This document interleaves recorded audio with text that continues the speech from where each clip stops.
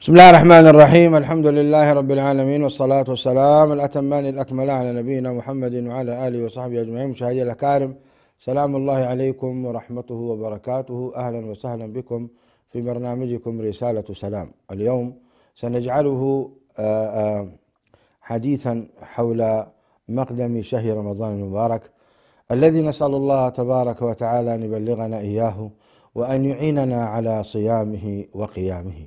مشاهدي الأكارم، تعلمون أن الله عز وجل يخلق ما يشاء ربك ويختار، ما كان لهم الخيرة. الله سبحانه وتعالى فضل بين الرسل، وفضل بين الأمكنة، وفضل أيضا بين الأزمنة. يفضل ما يشاء سبحانه وتعالى، لا معقب لحكمه، وهو الخبير وهو الحكيم الخبير. ومن الرسل الذين فضلهم الله عز وجل أولي العزم من الرسل، وهم نبينا الكريم محمد صلى الله عليه وسلم، وإبراهيم وموسى وعيسى ونوح على الترتيب. هؤلاء أولي العزم من الرسل فضلهم الله عز وجل على كثير من خلقه، وعلى كثير من الرسل الذين بعثهم الله تبارك وتعالى بالحق. كما أنه سبحانه وتعالى فضل بين الأمكنة، ففضل مكة المكرمة على سائر الأمكنة في العالم، فبقعة مكة المكرمة هي أفضل بقعة، وقد أحبها الله عز وجل وجعل فيها البيت المعمور، جعل فيها مكة المكرمة الذي فوقه البيت المعمور. وكذلك فضل الله سبحانه وتعالى المدينة النبوية، وكانت تسمى من قبل يثرب، وهذه المنطقة أيضا بقعة مباركة فيها جسد رسول الله صلى الله عليه وآله وسلم، والصلاة في مسجد النبي عليه الصلاة والسلام ب1000 صلاة فيما سواه. وكذلك فضل ربنا عز وجل من الأمكنة بيت المقدس، هذا المسجد المبارك الذي بارك الله تبارك وتعالى حوله، وكان أصل البركة منه، فهو مسجد مبارك توجه إليه النبي صلى الله عليه وسلم يصلي أكثر من 15 عاما، وهو يصلي باتجاه بيت المقدس أكثر مما صلى باتجاه المسجد الحرام، ففضله ومكانته معروفة بيت المقدس. نسأل الله سبحانه وتعالى أن يعيده إلى ديار المسلمين وإلى أيادي المسلمين، إنه جواد كريم. ومن الأماكن المقدسة مشاهدي الأكارم كذلك مكة المكرمة وبيت الله الحرام، وكذلك مشاهدي الأكارم عرفات ومنى ومزدلفة.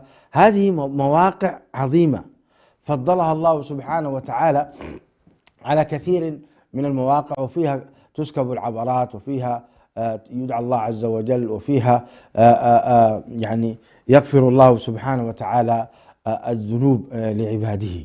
هذه من الأماكن التي فضلها الله عز وجل على غيرها. كذلك الأزمان، فضل الله سبحانه وتعالى من الأشهر الحرم، أشهر الحرم مفضلة بنص كتاب الله تبارك وتعالى.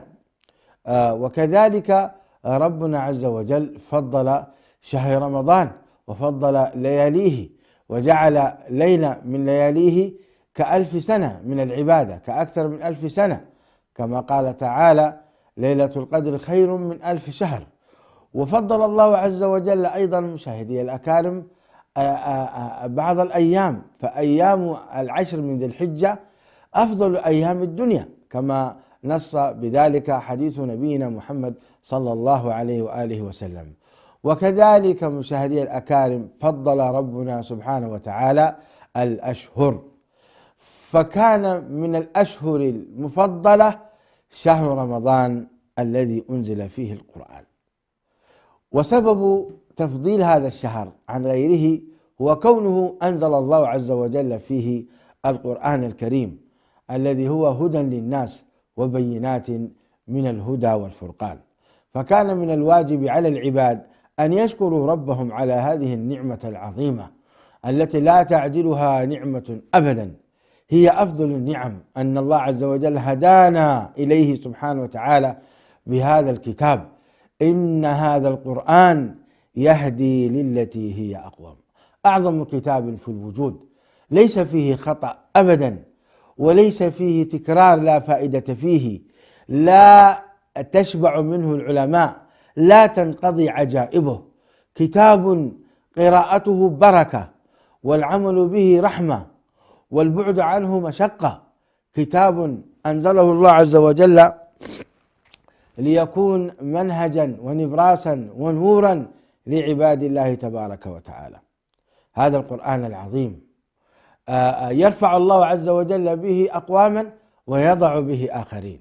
هذا القرآن الكريم من كان من أهله كان من أهل الله عز وجل وخاصته. هذا القرآن الكريم من قرأه وهو يتتعتع فيه كان له أجران، ومن كان يقرأ ومن كان يقرأه كما أنزل فهو مع السفرة الكرام البررة. القرآن الكريم أخذه كله بركة، والقرآن الكريم شفاء. القرآن الكريم شفاء لما في الصدور وهدى ورحمة للمؤمنين. القرآن الكريم عزة وشرف، وإنه لذكر لك ولقومك وسوف تسألون. القرآن الكريم منقبة ورفعة. لقد أنزلنا إليكم كتابا فيه ذكركم أفلا تعقلون. القرآن الكريم، وما أدراك ما القرآن الكريم. لذلك مهما صمنا ومهما عبدنا الله لا نستطيع أن نشكر الله على هذا الفضل الكبير، على هذا الفضل الكبير. ولذلك كتاب الله عز وجل لا يناله في صدر كل أحد أبدا، هو اصطفاء من الله سبحانه وتعالى، كما قال ربنا تبارك وتعالى في سورة فصلت، ربنا تبارك وتعالى ثم أورثنا الكتاب الذين اصطفينا من عبادنا، ثم أورثنا الكتاب الذين اصطفينا من عبادنا، اللهم اجعلنا منهم. هو اصطفاء واختيار. ثم أورثنا إرث من الله عز وجل لعباده، كما قال النبي عليه الصلاة والسلام إن الأنبياء لم يورثوا دينارا ولا درهما ولكنهم ورثوا العلم، وأفضل العلم هو القرآن الكريم، بل هو آيات بينات في صدور الذين أوتوا العلم، اللهم اجعلنا منهم. بل هو آيات بينات في صدور الذين أوتوا العلم. فالقرآن الكريم علم، من حفظه وعلم معناه وعمل بما فيه هذا عالم من العلماء. أي نعم، من حفظه وفهم معناه وعمل به ماذا يريد بعد هذا؟ هذا هو من أهل العلم والفضل، الله يجعلنا وإياكم منهم. كان النبي عليه الصلاة والسلام خلقه القرآن، يعني حفظ القرآن وعمل به صلى الله عليه وسلم، حتى قيل كان خلقه القرآن. نسأل الله تعالى أن يرزقنا أخلاق النبي عليه الصلاة والسلام.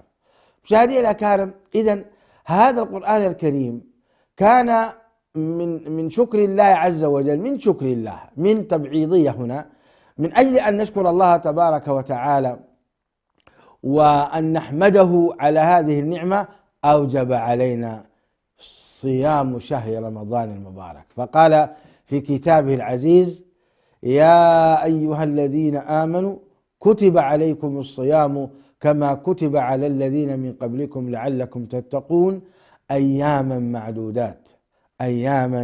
معدودات.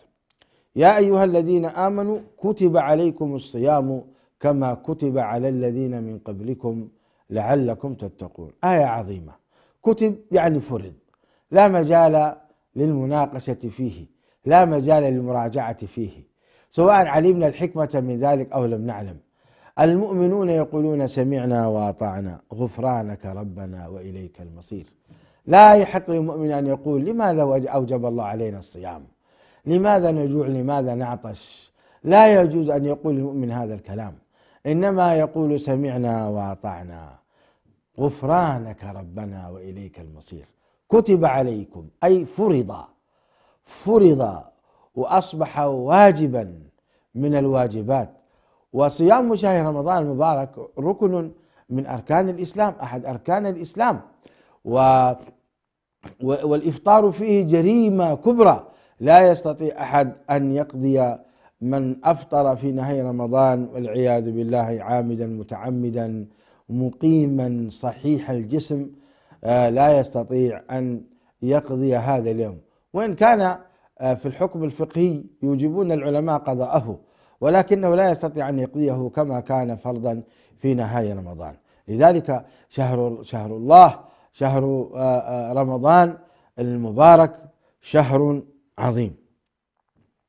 قال ربنا تبارك وتعالى أياما معدودات، وحتى يقلل الله سبحانه وتعالى ويسهل الأمر على عباده قال أياما معدودات.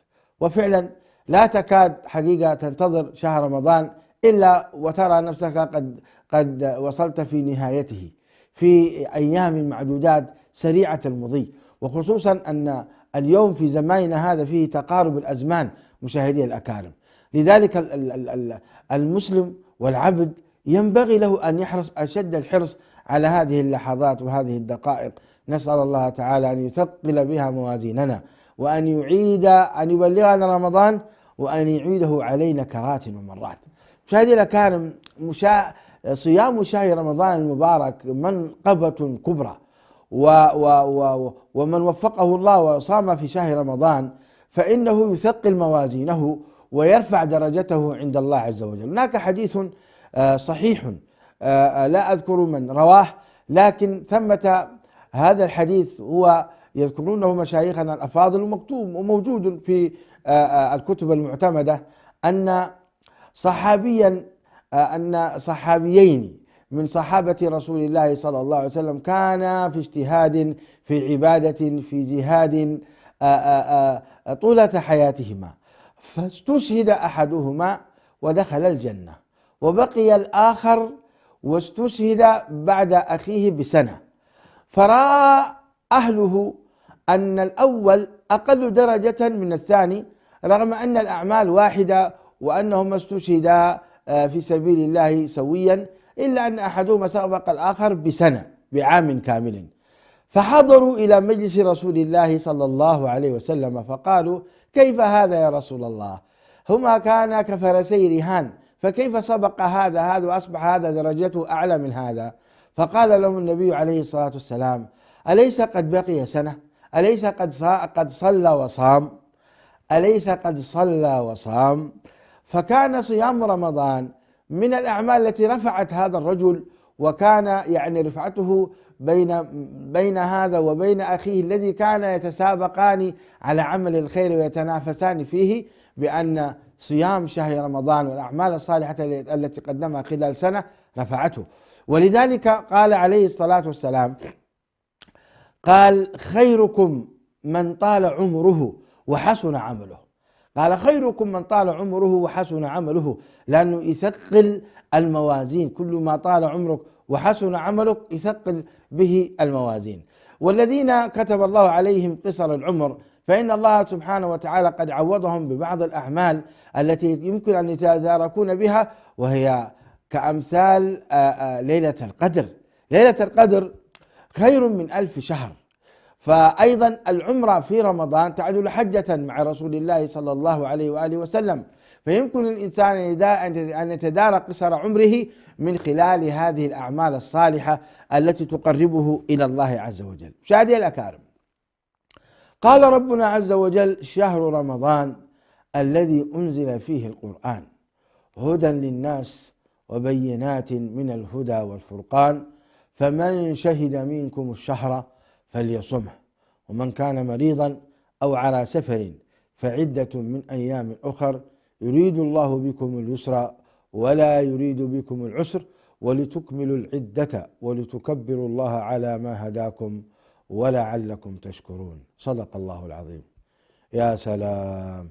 شهر رمضان الذي أنزل فيه القرآن في ليلة 27، ورسول الله صلى الله عليه وآله وسلم خال بربه في غار حراء في ليلة ظلماء، نزل عليه جبريل عليه السلام وقال له: اقرأ، بعد أن غطه واشتد به عليه الصلاة والسلام البلاء ثم أرسله فقال اقرأ، قال ما أنا بقارئ، لأن النبي عليه الصلاة والسلام أمي وما قرأ وما كتب صلى الله عليه وآله وسلم، حتى لا يقال إن هذا من كتاباته ومؤلفاته، جعله الله عز وجل هكذا أميا. والأمي ليس جاهل، وإنما هو لا يقرأ ولا يكتب. الأمي هو الذي لا يقرأ ولا يكتب، لكن قد يكون عالما كبيرا وهو أعمى، لا يستطيع أن يقرأ لأنه أعمى، ولا يستطيع أن يكتب لنفس السبب. فبالتالي لا يشترط في العالم أن يكون قارئا أو كاتبا. ولذلك كان نبينا عليه الصلاة والسلام النبي الأمي الذي تجدونه مكتوبا عندكم في التوراة والإنجيل، الذي يجدونه مكتوبا عندهم في التوراة والإنجيل، يأمرهم بالمعروف وينهاهم عن المنكر. هذا هو نبينا الكريم عليه الصلاة والسلام. لما يعني جاءه جبريل، تخيل وأنت في مكان مظلم وفي جبل. أنتم هل زرتم جبل النور ورأيتم غار حراء؟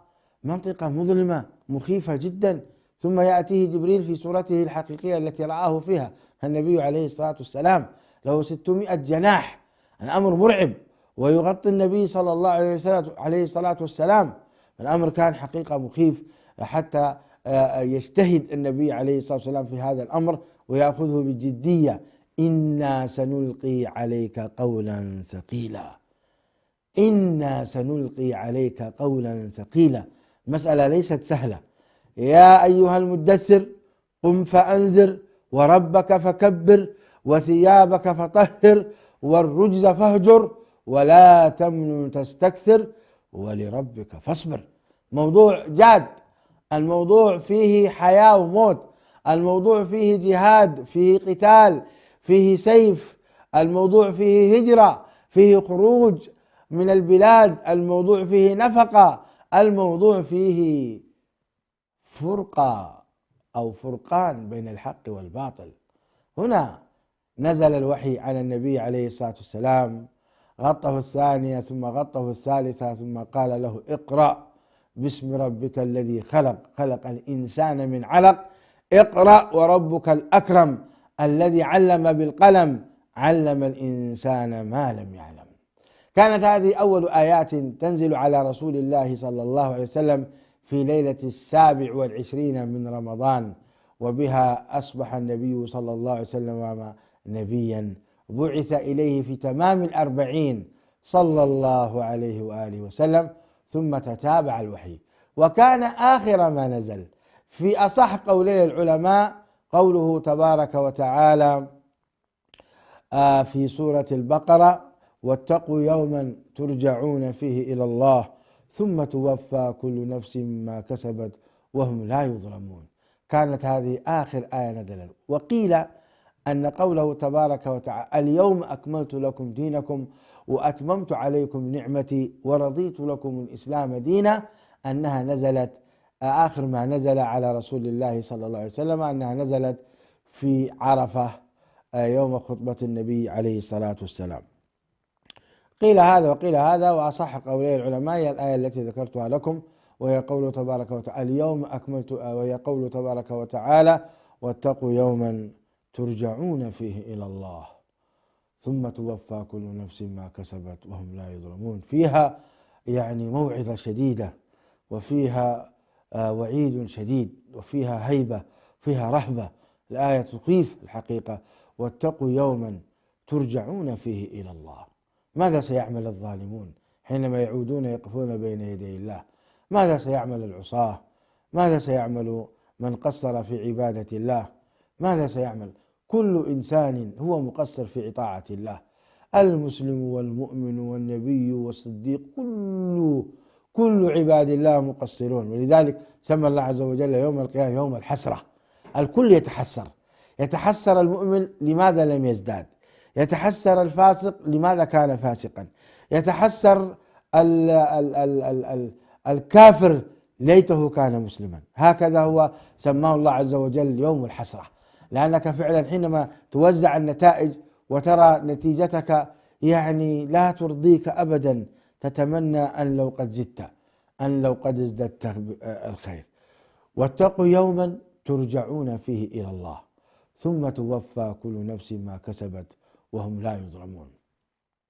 مشاهدي الأكارم، شهر رمضان الذي أنزل فيه القرآن، هذا الشهر عظمه الله عز وجل بأن زين جنته وجهزها لعباده المؤمنين، وأغلق ناره سبحانه وتعالى وأبعدها عن المؤمنين. فقال عليه الصلاة والسلام: إذا دخل رمضان فتحت أبواب الجنة وأغلقت أبواب النار وصفدت الشياطين. يا سلام، انظروا كيف عظم ربنا عز وجل هذا الشهر. فماذا عسانا أن نكون نحن تجاه هذا الشهر؟ ماذا دورنا؟ ما هو دورنا تجاه هذا الشهر؟ أما ربنا عز وجل فقد فتح لنا أبواب الجنان. أرأيت حينما يستقبلك الشخص وقد فتح أبوابه ووقف أمام المنزل ويقول لك يا مرحبا يا مرحبا، كيف يكون وضعك؟ بخلاف لما يكون الباب مغلق وأنت تدق الباب وترن الجرس ولا يفتحون لك إلا بعد تعب، حتى تقول لهم هل أنتم موجودين؟ تستغرب. ولذلك من حفاوة الترحيب واستقبال الناس أن تكون الأبواب مفتحة. لذلك قال لك فتحت أبواب الجنة وأغلقت أبواب النار وصفدت الشياطين. صفدت يعني سلسلت. وهنا لفتة: هل الجنة موجودة الآن؟ وهل النار مخلوقتان الآن؟ نعم، الجواب في أصح قولي العلماء أنهما موجودتان الآن. ويوم يدخل شهر رمضان تفتح الأبواب الجنة وتتزين. طيب هل سيدخلونها في هذا اليوم؟ لا، إنما يدخلونها إذا قامت القيامة وحكم الله عز وجل بين العباد، فسار أهل الجنة إلى الجنة، الله يجعلنا وإياكم منهم، وسار أهل النار إلى النار والعياذ بالله، نعوذ بالله أن نكون منهم. حين ذلك يدخل الجنة. طيب ما الفائدة من كون ربنا عز وجل يزين الجنة، يزينها ويفتح أبوابها في هذا الشهر الكريم؟ هو تشجيعا لنا أن ما نقوم به من الصيام هو جزاؤه الجنة وجزاؤه خير، فهو تبشير: أبشروا فإن من صام رمضان وأتم صيامه على الوجه فإن جزاؤه هو الجنة، كما قال ربنا عز وجل في الحديث القدسي حينما قال النبي عليه الصلاة والسلام يحكي عن ربه عز وجل، قال: الصوم لي وأنا أجزي به. الصوم لي وأنا أجزي به. والصوم لا يكون إلا في شهر رمضان، أعني الصوم الواجب يكون في شهر رمضان، فلا أحد يمكن أن يكافئ به المكافأة الكاملة إلا الله عز وجل. فإن قال قائل: فأليس الله هو الذي يكافئ على الصلوات وعلى الصدقات والحج والزكاة؟ لما خص الصوم بهذا؟ قيل بأن الصلوات الخمس والزكاة والحج يعتريها ما يعتريها من الرياء والسمعة التي تؤدي إلى المجاهدة النفسية، ولكن الصيام هو السر بين العبد وربه، فبالتالي يصوم العبد صادقا لله عز وجل ولا يعلم بصيامه أحد، فتمر السنة والسنتين والثلاثة، ربما صام الاثنين والخميس، زوجته وصاحبته التي بين جنبيه لا تعلم أنه صائم. هنا كان ميزة شهر رمضان مشاهدي الأكارم على غيره من العبادات، ولذلك قال ربنا عز وجل: الصوم لي وأنا أجزي به. رأيتم ما هو الفرق؟ لذلك هذا عرض رباني، عرض رب، ولله المثل الأعلى. إذا قيل إن شركة ما أو دكانا ما، مركزا تجاريا ما، قد عرض على بضاعته القيمة خصومات خاصة لفترة محدودة، كيف ترى الناس تزدحم عليه؟ رأيتم ازدحام على الناس في هذا المركز كما شاهدنا. لا أريد أن أسمي بعض الأسواق أنت تتعجب من إقبال الناس عليها، سبحان الله. وحرص الناس على الحصول، بطبيعة الحال الكل يريد أن يحصل على الخصومات ويشعر بالفائدة. هنا عرض رباني، عرض رباني. إذا دخل رمضان فتحت أبواب الجنة وأغلقت أبواب النار وصفدت الشياطين. حتى هنا أغلقت أبواب النار، يعني كأن الله يطمئننا أنتم في فترة شهر، فترة خير، يا باغي الخير. إذا بعض الروايات جاء يا باغي الخير أقبل ويا باغي الشر أقصر. والله أتعجب كيف يفوت على بعض إخواننا فضل هذا الشهر. كيف لا تصوم يا أخي؟ احنا جئنا لبعض الأماكن ورأينا الناس لا تصوم رمضان، نعوذ بالله، والمطاعم مفتحة والدكاكين والمشروبات يشربون الناس في شهر رمضان، هذا الشهر العظيم. يا أخي هب لو لم يكن ركنا فهو عرض عظيم لك، مغفرة لك وإقبال. ولذلك مشاهدي الأكارم قال عليه الصلاة والسلام لما صعد المنبر الصحابة لا يرون شيئا، وفي تلك الساعة كان جبريل موجود، فالنبي عليه الصلاة والسلام يصعد على المنبر 3 درجات، كل ما صعد قال آمين، ثم صعد قال آمين، ثم صعد قال آمين 3 مرات، والصحابة يسمعون كلمة آمين ولا يسمعون غير ذلك. يعني سبحان الله، هذه المواقف تشدك، والنبي عليه الصلاة والسلام يوحى إليه وهناك أمور غيبية أنت ما تدري. فلما انتهى عليه الصلاة والسلام قالوا له أمنت 3 يا رسول الله، ما شأن ذلك؟ فقال جاءني جبريل فقال من ذكرت عنده فلم يصلي عليك رغم أنفه قل آمين. قال فقلت آمين. وقال من أدرك أبويه فلم يدخلاه الجنة، من أدرك أبويه أو أحدهما، نعم إن لم تخني الذاكرة، هكذا نص النبي عليه الصلاة والسلام، من أدرك أبويه أو أحدهما فلم يدخلاه الجنة رغم أنفه قل آمين. قال فقلت آمين. ثم قال من أدرك شهر رمضان ولم يغفر له رغم أنفه فقل آمين. قال فقلت آمين. فهذا الحديث يبين لنا أن من يعني جاءته هذه المنحة من الله وجاءه هذا العرض ثم لم يهتم فهو من الخاسرين، نسأل الله العافية والسلامة. ورغم أنفه معناته وضع أنفه في التراب، يعني أصبح خاسرا ونادما، نسأل الله العافية والسلامة. لذلك مشاهدي الأكارم لما يكون هناك عرض مثل هذا من الله عز وجل وربنا سبحانه وتعالى يدعونا إلى الجنة والمغفرة بإذنه والبعيد والعياذ بالله يعرض، فهذا في خطر عظيم.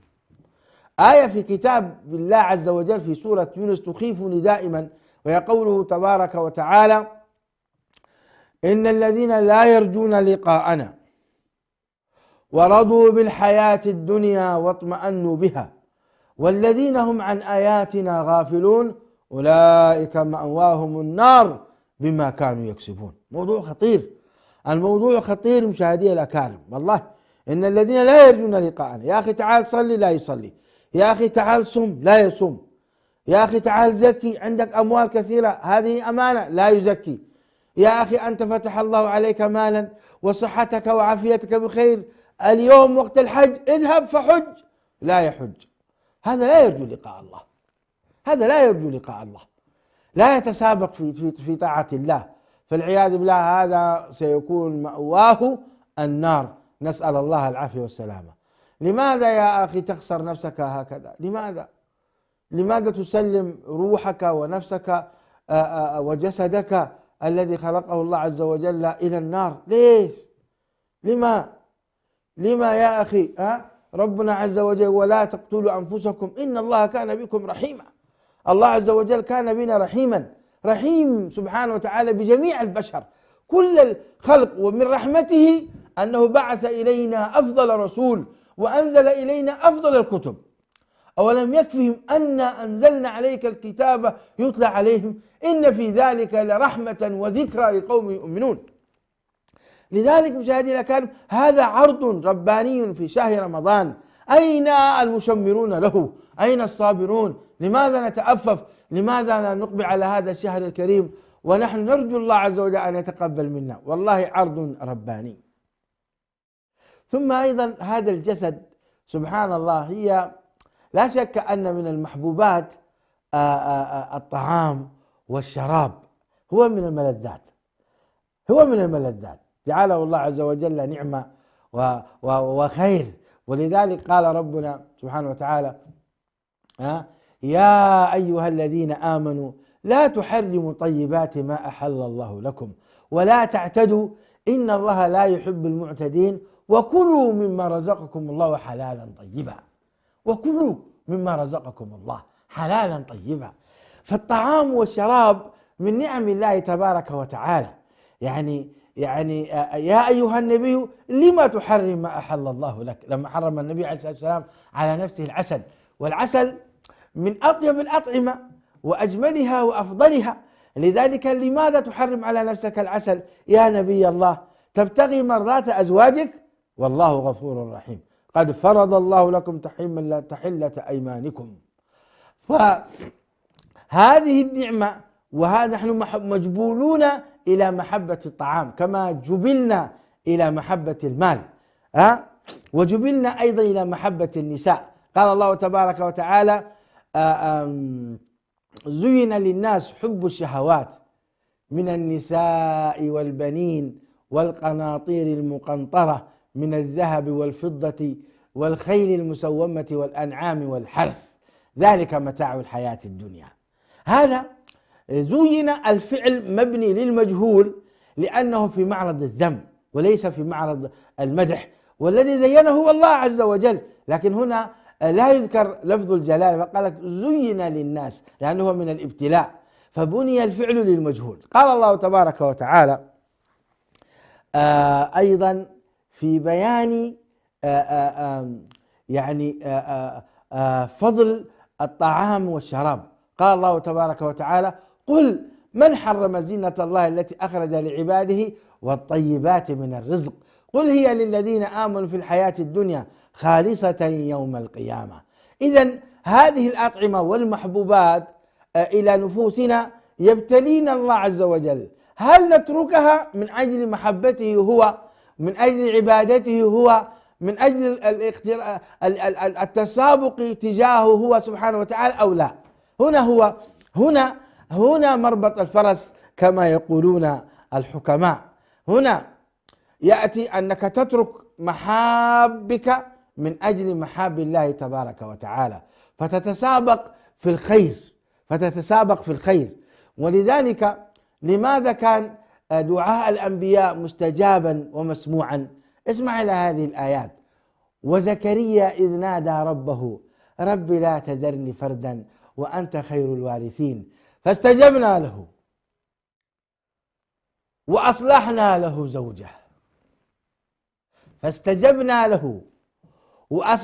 له زوجه، إنهم كانوا يسارعون في الخيرات ويدعوننا رغبا ورهبا وكانوا لنا خاشعين. رأيتم؟ فمن أسباب الدعاء أنك تدع كل محبوباتك إلى محبوبات الله عز وجل وتتسابق في الخير. واليوم شهر رمضان قد اقترب، نسأل الله العظيم رب العرش الكريم أن يبلغنا شهر رمضان، لأنه عرض ثمين. من فاز بصيام هذا الشهر فقد ظفر بحسنات كأمثال الجبال لا تجدها في غيره من الأشهر أبدا. شهر رمضان جمع الله لك بين فضل الأيام وفضل الليالي.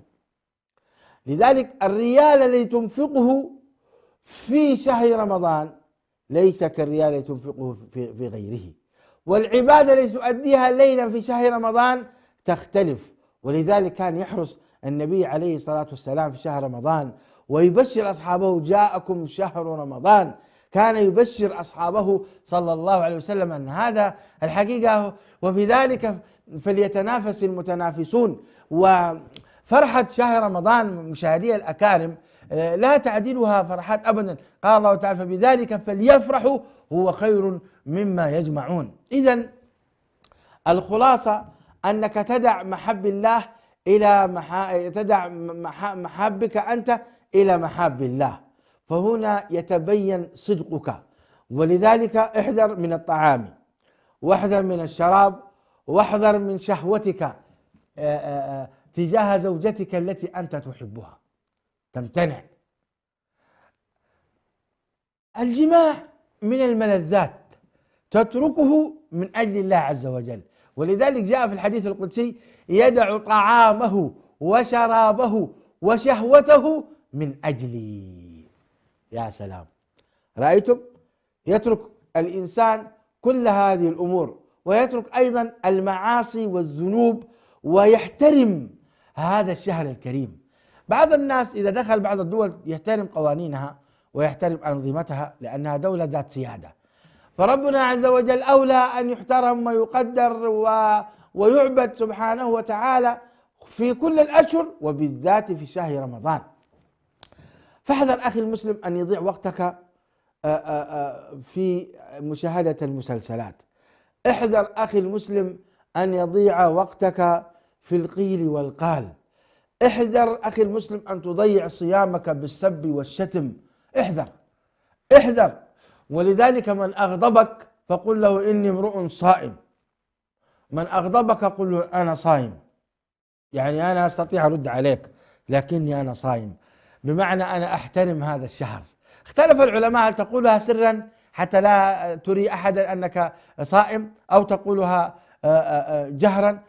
القول الصحيح الذي فعلا يتحقق فيه الحكمة أنك تقولها جهرا.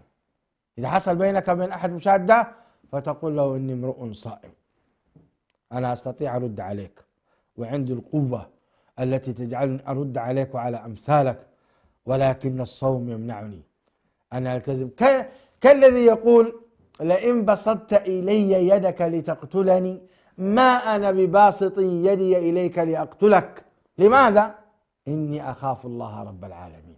تماما مثل هذه، أنا صائم، لولا أني صائم كنت عرفت أرد عليك. هذا معناه كلامه. فلذلك قال: فإن سابه أحد أو قاتله فليقل إني امرؤ صائم. هذا هو شهر رمضان مشاهدي الأكارم. ولذلك كان الصحابة يتسابقون في الخير: وسارعوا إلى مغفرة من ربكم وجنة عرضها السماوات والأرض أعدت للمتقين. الله يجعلنا وإياكم من المتقين. الله المستعان. الآية تخيف أيضا، وآية المائدة أيضا تخيف. قال الله تبارك وتعالى: إنما يتقبل الله من المتقين. الله المستعان. من الذي يحقق التقوى على حقيقتها؟ الله المستعان. نسأل الله تعالى أن يهدينا إلى الحق وإلى طريق مستقيم. يعني حقيقة شيء مخيف. إنما يتقبل الله من المتقين. نسأل الله أن يجعلنا وإياكم من المتقين. إنما أداة حصر، يعني لا يقبل الله إلا من المتقين. والمتقون على درجات، هناك من يتقي تقوى عالية جدا، نسأل الله أن يجعلنا منهم، وهناك من هو أقل من ذلك. لكن الحقيقة آية في سورة التغابن: فاتقوا الله ما استطعتم، تريح النفس، فاتقوا الله ما استطعتم. وختاما أختم مشاهدي الأكارم بأن شهر رمضان هو شهر الدعاء، شهر الاستغفار، شهر التضرع إلى الله. ولذلك في وسط آيات الأحكام قال ربنا: وإذا سألك عبادي عني فإني قريب أجيب دعوة الداعي إذا دعان فليستجيبوا لي وليؤمنوا بي لعلهم يرشدون. فليستجيبوا لي هنا لفتة ربانية حكيمة. أنت صمت وقمت الذي عليك، لذلك عليك أن تتضرع بالدعاء في نهاية رمضان وفي لياليه.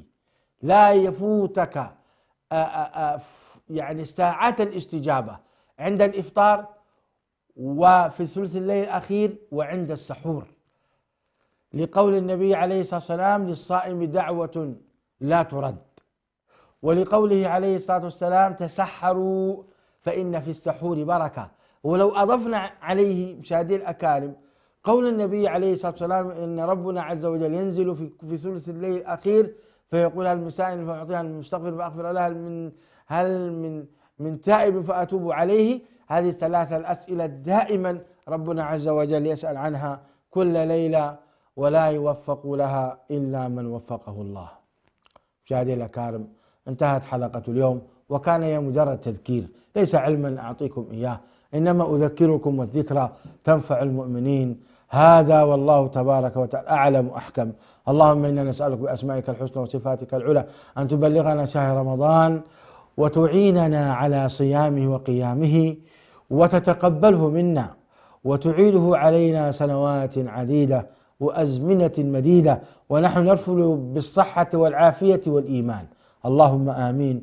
اللهم صل وسلم وبارك وأنعم على نبينا محمد وعلى آله وصحبه أجمعين، والسلام عليكم ورحمة الله.